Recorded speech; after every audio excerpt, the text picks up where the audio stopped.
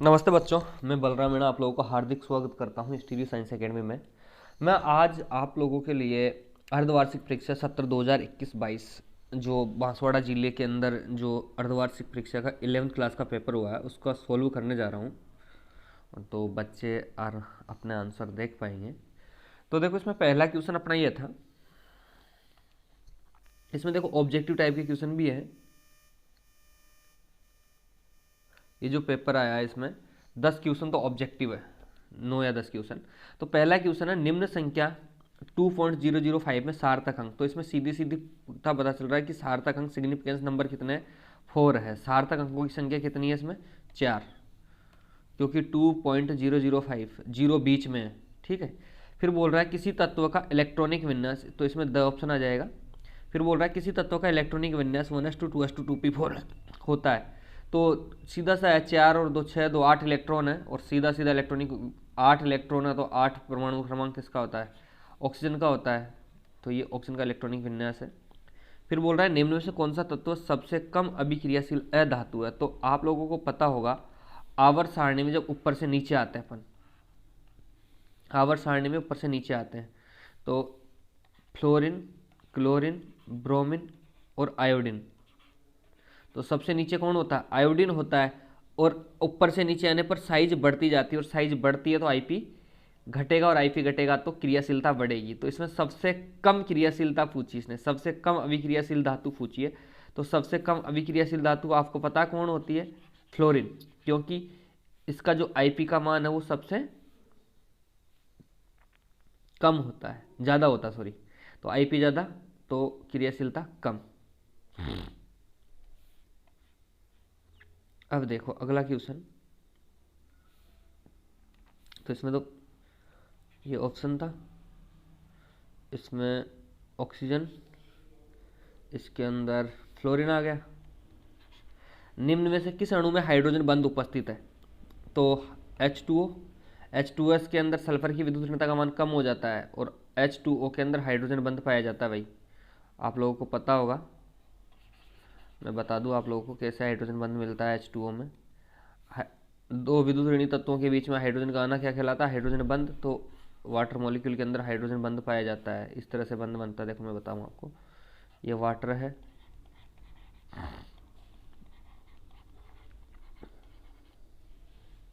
इस तरह से हाइड्रोजन बंध पाया जाता है इसमें। एक प्रक्रम के रुद्धोष्म परिस्थिति में होने के लिए, एडियाबेटिक प्रोसेस के लिए, तो Q = 0 होता है। ये सीधा सीधा पता होगा आप लोगों को। T0 होता है तो उसमें समतापी प्रक्रम होता है, डेल्टा P0 समतापी प्रक्रम होता है, W0 होता है, इसका कोई मतलब ही नहीं है। अगला क्वेश्चन, आपबहु नियम के अनुसार इलेक्ट्रॉन इनमें से किस कक्षक में पहले प्रवेश करेंगे। तो सीधी सी बात है, कौन से कक्षक में पहले प्रवेश करता है। तो क्या हो गया, सीधा सीधा क्वेश्चन का आंसर N+L लगा दो आप लोग। जिसके लिए N+L का मान कम होता है, इलेक्ट्रॉन पहले उसमें जाएगा।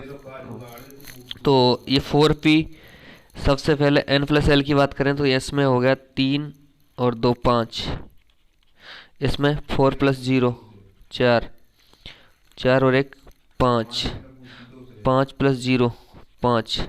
तो सीधी सी बात है, 4s में N+L का मान कम है तो इसमें इलेक्ट्रॉन फैले जाएगा। फिर बोल रहा है 2 मोल पानी में होते हैं।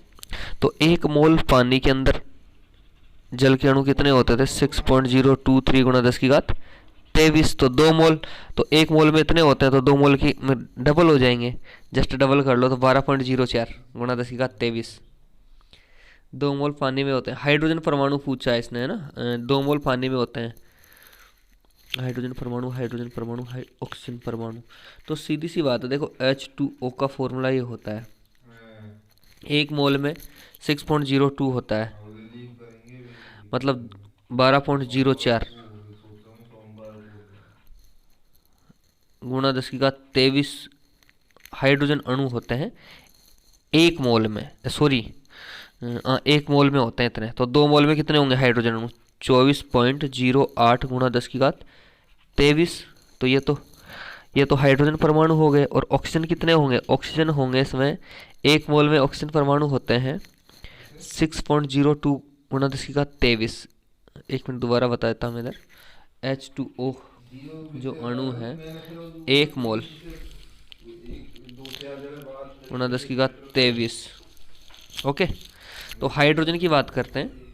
वाटर जो मॉलिक्यूल होता है उसमें हाइड्रोजन कितने होते हैं और ऑक्सीजन कितने होते हैं, तो ऑक्सीजन तो होंगे 6.023 गुणा 10⁻23 और एक H2 मॉलिक्यूल में 2 हाइड्रोजन है तो 2 से गुणा कर देंगे इसको 6.02 गुणा 10⁻23 को, तो ये आ जाएगा 12.04 गुणा 10⁻23 हाइड्रोजन परमाणु।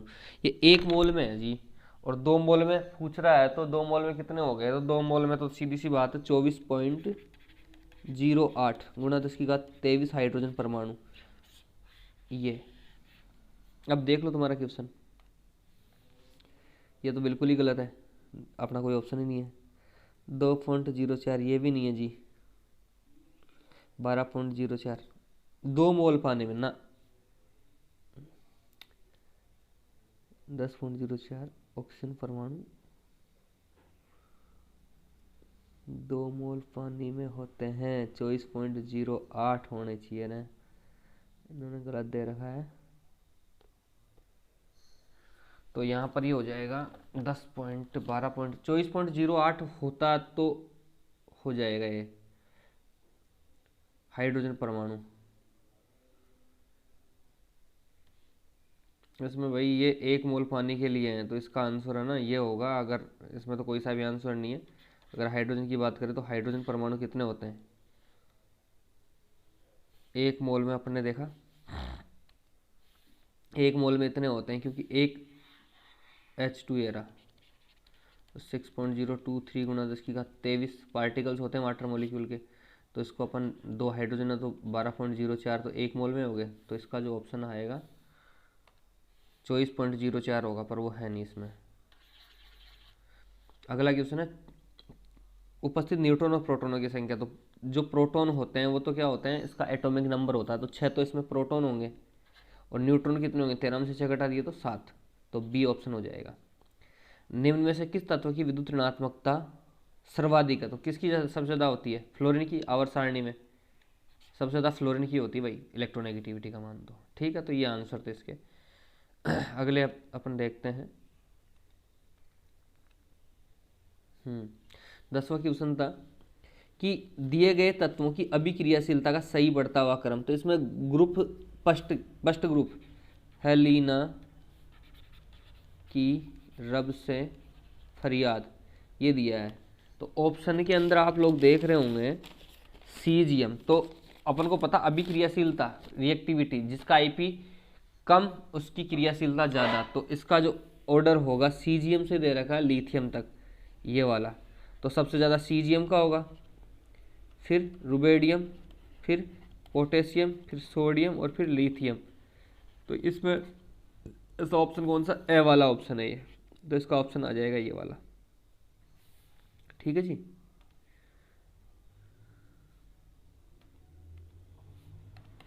अब देखो अगला क्वेश्चन है रिक्त स्थानों की पूर्ति करो। अब रिक्त स्थानों की पूर्ति कर देते हैं जी हम, रिक्त स्थानों की पूर्ति में पहला क्वेश्चन पूछा है कि सोडियम का प्लस का ऑक्सीकरण अंक, तो ऑक्सीकरण अंक अपन ने निकालना सीखा भी था, पर इसमें तो कोई दिक्कत वाली बात ही नहीं थी, सोडियम प्लस दे रखा है तो +1 ऑक्सीकरण अंक आ जाएगा इसका। ठीक है, दूसरा क्वेश्चन है कि ऐसा निकाय जो द्रव्य तथा ऊर्जा का प्रीवियस से ये सिस्टम बताया था मैंने, ओपन सिस्टम, जो ऊर्जा तथा द्रव्य दोनों का आदान प्रदान कर सकता था पदार्थ, तो इसको कौन सा बोलते हैं जी, खुला तंत्र बोलते हैं। कौन सा तंत्र बोलते हैं, खुला तंत्र, ओपन सिस्टम। 12वें के अंदर आ जाएगा खुला तंत्र या खुला निकाय कहलाता है। नाइट्रोजन अणु में, नाइट्रोजन अणु ये रहा तुम्हारा N2 मॉलिक्यूल होता है, ट्रिपल बॉन्ड होते हैं इसमें, तो 1 सिग्मा और 2 पाई होंगे जी, 2 पाई N2 अणु में 1 सिग्मा और 2 पाई। फिर बोल रहा है कि आधुनिक आवर्त सारणी में, आधुनिक आवर्त सारणी में आवर्त में बाएं से दाएं जाने पर, लेफ्ट टू राइट जाने मतलब आवर्त में जा रहा है, और जब अपन को पता आवर्त में जाते हैं, आवर्त में जाते हैं तो क्या होता है, आवर्त में जाने पर धात्विक गुण कम होते हैं, आवर्त में जाने पर धात्विक गुण कम होंगे, तो क्या आंसर हो जाएगा, धात्विक गुण कम होते हैं। ओके, ये हो गए तुम्हारे ये वाले क्वेश्चन। अब बोल रहा है, क्या बोल रहा है, अब इसमें सही और गलत का पूछ रहा है कि सही और गलत में निशान लगाओ। तो पहला क्वेश्चन पूछा है इसने 15वां नंबर का, परमाणु के नाभिक में। अब जो परमाणु का जो नाभिक होता है, आप लोगों को पता है नाभिक में क्या क्या होते हैं, तो अपन अच्छे से जानते हैं कि जो नाभिक होता है, नाभिक के अंदर न्यूट्रॉन और प्रोटॉन दोनों होते हैं, और इलेक्ट्रॉन कहाँ होते हैं, वैलेंस शेल में चक्कर लगाते रहते हैं। तो नाभिक में कौन कौन होते हैं जी, ये नाभिक है, नाभिक के अंदर Np होता है, न्यूट्रॉन और प्रोटॉन। तो ये बात बिल्कुल सही है। तो 15वें के अंदर राइट का निशान लगाना था, परमाणु के नाभिक में प्रोटॉन तथा न्यूट्रॉन होता है। जी, एक ही वर्ग के तत्वों की परमाणु संख्या नियमित होती है, बिल्कुल गलत बात है ली ना, ये वर्ग में है, इसका 1 होता है, इसका 3 होता है, इसका 11 होता है। तो नियमित कहाँ है, 1 के बाद 3 आया, 3 के बाद 11 है, आवर्त में नियमित होती है। तो ये गलत बात बोली इसने, गलत। तो 16वां गलत हुआ। 17वां क्वेश्चन है, समान ऊर्जा वाले कक्षकों को समभ्रंश, बिल्कुल कहते हैं कि जिनकी ऊर्जाओं का मान समान होता है उन कक्षकों को समभ्रंश कक्षक के नाम से जाना जाता है। किसके नाम से, समभ्रंश। जिन कक्षकों की ऊर्जा समान होती है उनको समभ्रंश कक्षक कहते हैं, बिल्कुल सही बात। तो ये राइट आंसर। फिर बोल रहा उष्माक्षेपी अभिक्रियाओं के लिए डेल्टा एच ऋणात्मक होता है, बिल्कुल होता है, डेल्टा एच नेगेटिव होता है उष्माक्षेपी। एक्जोथर्मिक अभिक्रिया है ना, एक्जोथर्मिक के लिए। और एंडोथर्मिक जो होता है उसके लिए डेल्टा एच कैसा होता है, पॉजिटिव होता है जी, है ना। उष्मा शोषी के लिए डेल्टा एच पॉजिटिव होता है। तो ये बात भी बिल्कुल सही है, मतलब ये भी सही है और ये भी सही है। तो इसमें से ओनली 16वां वाला है वो गलत है। अब अगला क्वेश्चन है, इसमें खंड ब पूछा है और गुणित अनुपात का नियम लिखिए। तो गुणित अनुपात का नियम आप लोगों को मैं बताना चाहूँगा क्या होता है, ये फर्स्ट चैप्टर में ही है। तो ये बोला जाता है कि जब दो तत्व आपस में संयोग करके एक से अधिक यौगिक बनाते हैं, जैसे यहाँ पर ये हाइड्रोजन और ऑक्सीजन आपस में संयोग करके एक तो H2O मॉलिक्यूल बना दिया और एक H2O2 बना दिया। तो एक तत्व का द्रव्यमान दूसरे तत्व के निश्चित द्रव्यमान के सरल गुणित अनुपात में होता है। तो देखना भाई, यहाँ पर जो H2O है, हाइड्रोजन के 2 ग्राम, ऑक्सीजन के 16 ग्राम के साथ अभिक्रिया कर रहे हैं। अब दूसरा जो मॉलिक्यूल है H2O2 हाइड्रोजन पेरोक्साइड, यहाँ पर भी 2 ग्राम है, वो 32 ग्राम के साथ अभिक्रिया कर रहे हैं। यहाँ 2 ग्राम 16 ग्राम के साथ और यहाँ 2 ग्राम 32 ग्राम के साथ। तो 16 और 32 में अनुपात होगा 1:2। तो यही बोला गया है कि जब दो तत्व आपस में संयोग करके एक से अधिक यौगिक बनाते हैं तो एक तत्व का द्रव्यमान दूसरे तत्व के निश्चित द्रव्यमान के सरल गुणित अनुपात में होता है। तो ये अपना गुणित अनुपात का नियम था भाई। ये 19वां क्वेश्चन था अपना, 19वें का फर्स्ट। अब अगला क्वेश्चन है 19वें में, सेकंड क्वेश्चन है मोलरता। क्या है, देखो दूसरे अगला क्वेश्चन है मोलरता को परिभाषित कीजिए। तो आप लोगों को मैं बता दूं मोलरता क्या होती है। देखो मोलरता के लिए बोला जाता है, मोलरता क्या होती है, तो ये बोला गया है एक इकाई होती है, यूनिट, इसको कैपिटल M से दिखाते हैं। 1 लीटर विलियन में, 1 लीटर विलियन में उपस्थित विलेय के मोलों की संख्या को, विलेय के मोलों की संख्या मोलरता कहलाती है। क्या कहलाती है, मोलरता कहलाती है, मोलरता कहलाती है। तो इसका फॉर्मूला सीधा सीधा क्या हो जाएगा,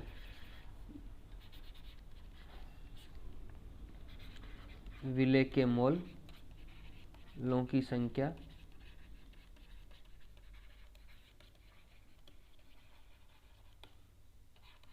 स्मॉल w बटा विलेय का, विलियन का आयतन लीटर में, विलियन का आयतन लीटर में, ये हो गई मोलरता। अगर मोलरता पूछता तो अपन मोलरता की डेफिनेशन बता देते कि 1 किलोग्राम विलायक में उपस्थित विलेय के ग्राम मोलों की संख्या को, इसमें भी 1 लीटर विलियन में उपस्थित विलेय के ग्राम मोल होंगे भाई, विलेय के ग्राम मोलों की संख्या को मोलरता कहते हैं। विलेय के ग्राम मोलों की संख्या को मोलरता कहते हैं, को मोलरता कहते हैं। अब अगला क्वेश्चन देखो क्या है, अगला क्वेश्चन है इसमें हाइजेनबर्ग का अनिश्चितता का सिद्धांत। तो देखो हाइजेनबर्ग का अनिश्चितता का सिद्धांत आप लोगों को मैं बताना चाहूंगा क्या होता है। इसमें ये बताया गया हाइजेनबर्ग की अनिश्चितता के सिद्धांत में, हाइजेनबर्ग की अनिश्चितता का सिद्धांत। तो इसमें अपन जानते हैं, ये बताया गया है इसमें कि जो द्रव्य होता है उसका डिविल नेचर की बात अपन करते थे। तो ये बोला गया है कि इस सिद्धांत के अनुसार इस सिद्धांत के अनुसार सूक्ष्म पार्टिकल्स, माइक्रो पार्टिकल्स की बात करते हैं। इस सिद्धांत के अनुसार अपन इलेक्ट्रॉन ले लेते हैं माइक्रो पार्टिकल्स में। इस सिद्धांत के अनुसार इलेक्ट्रॉन की स्थिति तथा संवेग, पोजीशन तथा मोमेंटम, स्थिति तथा संवेग को एक साथ ज्ञात करना संभव नहीं है, ज्ञात करना संभव नहीं है। क्योंकि अब ये बोला जाता है, जैसे मैथमेटिकल इसको लिखा गया delta x delta p x greater than equal to h upon 4 pi, कि यहाँ पर जो डेल्टा एक्स है वो तो स्थिति में अनिश्चितता और डेल्टा पी एक्स है वो संवेग में अनिश्चितता है। Delta x P x, P momentum होता है और उसको अपन एम वी से जानते हैं, अपन को पता है एम वी एक्स, वी क्या होता है वेग होता है, एच अपॉन 4 पाई। अब इस एम को अगर इधर ले जाएं अपन, delta x delta v x h upon 4 pi m, ये होता है तुम्हारा अनिश्चितता का सिद्धांत। और ये बताया गया कि अगर अपन एक बार में अगर स्थिति को सही ज्ञात करें तो संवेग में अनिश्चितता आ जाती है, और संवेग को सही ज्ञात करें तो स्थिति में अनिश्चितता आ जाती है। ये बोला गया ना कि जैसे निश्चितता का मान अगर इसके अंदर त्रुटि कम करें तो इसमें त्रुटि ज़्यादा करनी पड़ेगी, और इसमें कम करें तो इसमें त्रुटि, क्योंकि एच अपॉन 4 पाई के अपन को बराबर करना है। तो ये हाइजेनबर्ग की अनिश्चितता का सिद्धांत है। इसके अनुसार किसी भी माइक्रो पार्टिकल्स का स्थिति और संवेग, पोजीशन और मोमेंटम को एक साथ अपन ज्ञात नहीं कर सकते। ये है। इसी में अगला क्वेश्चन था कक्षक, देखो अगला क्वेश्चन क्या था, कक्षक 3p के लिए n तथा l का मान। तो कक्षक 3p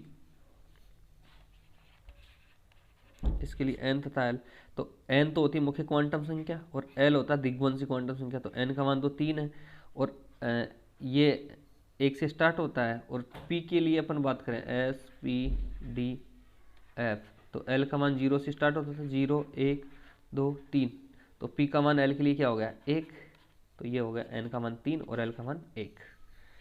अगला क्वेश्चन था 21वां, आधुनिक आवर्त नियम लिखिए। तो आप लोग जानते हैं आधुनिक आवर्त नियम क्या है, मैं बता देता हूँ आप लोगों को। आधुनिक आवर्त नियम, मेंडलीव की आवर्त जो सारणी है, आधुनिक आवर्त नियम।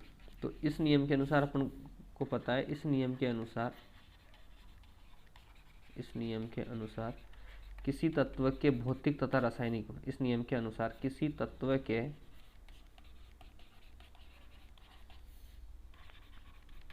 भौतिक तथा रासायनिक गुण परमाणु क्रमांक के आवर्ती फलन होते हैं। रासायनिक गुण परमाणु क्रमांक के आवर्ती फलन होते हैं, परमाणु क्रमांक के आवर्ती फलन होते हैं। ये आधुनिक आवर्त नियम था। इस नियम के अनुसार किसी तत्व के भौतिक तथा रासायनिक गुण परमाणु क्रमांक के आवर्ती फलन होते हैं। ये है। इसी में अगला क्वेश्चन पूछा था, तो ये आधुनिक आवर्त नियम हो गया।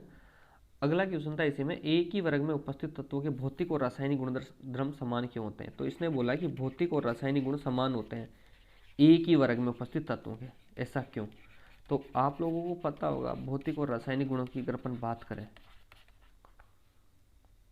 रासायनिक गुणों की अगर मैं बात करूं तो क्यों समान होते हैं उसको आप लोग समझ सकते हैं। भौतिक और रासायनिक गुण समान होते हैं, तो देखो एक ही वर्ग में, जैसे ये है हाइड्रोजन है, लिथियम है, सोडियम है, पोटेशियम है, रुबेडियम है, तो इनके सभी के गुण समान है। तो उसका रीजन क्या है, तो अपन को पता है कि इनके संयोजकता कोष में, वैलेंस शेल में, संयोजकता कोष में, क्योंकि एक ही वर्ग में उपस्थित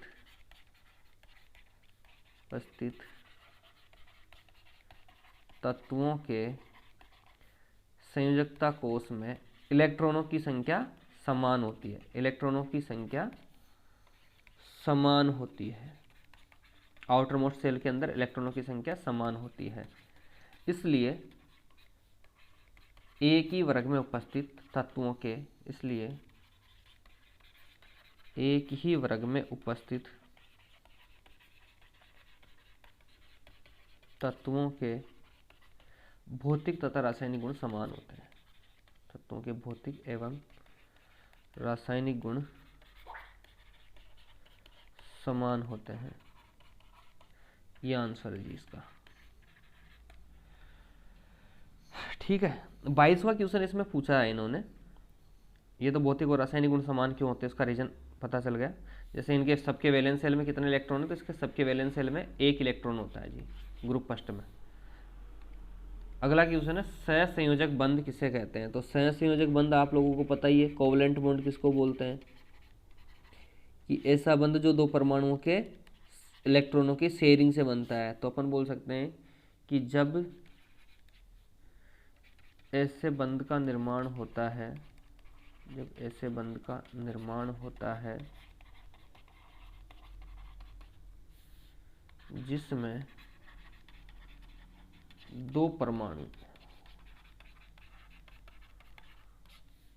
एक एक इलेक्ट्रॉन की साझेदारी करके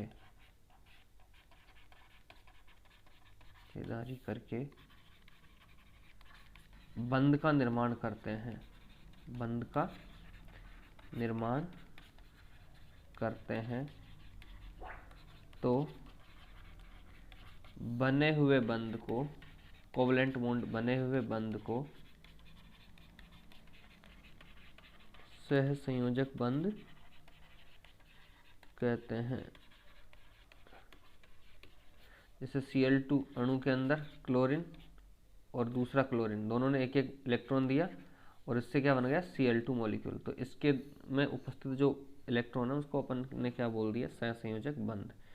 तो ऐसा बंध जो दो परमाणुओं की शेयरिंग, इलेक्ट्रॉनों के साझे से बनता है, एक एक इलेक्ट्रॉन रहता है, उससे बंध का निर्माण हो जाता है। अगला क्वेश्चन है इसमें ओजोन की अनुनादी संरचना। तो देखो जी, ओजोन ऐसा तत्व होता है तुम्हारा, ये ऐसे अपन ओजोन को लिखा देते हैं। रेजोनेटिंग स्ट्रक्चर्स, अनुनादी संरचना ये पूछी इसने। एक पे प्लस चार्ज होता है और एक पे माइनस चार्ज होता है, आप लोग देखते हो। तो यहाँ पर ये ऐसे होगा, ये दो बिंदु सी में आ गई। रेजोनेटिंग स्ट्रक्चर्स की अगर बात करें, अनुनादी संरचना की बात करें, तो इस बंध के इलेक्ट्रॉन यहाँ और ये यहाँ पहुँच गए, तो इसके अंदर नेगेटिव चार्ज आ जाएगा। अब ये लो, ये प्लस चार्ज और ये, तो ये अनुनादी संरचना है इसकी। ठीक है, अब इसमें पूछा है एक आदर्श गैस के लिए सीपी तथा सीवी में उष्मागति के संबंध। तो अभी अपन ने ये वाला चैप्टर पढ़ा नहीं है सीपी और सीवी का, तो अपन ने अभी ये चैप्टर पढ़ा नहीं है सीपी और सीवी का। तो सीपी और सीवी में उष्मागति के संबंध आराम से निकाल देंगे, ये क्वेश्चन थे। बाकी सेक्शन सी वाला पार्ट है वो मैं अगले पार्ट में सोल्व करवा दूंगा आपको। Thank you.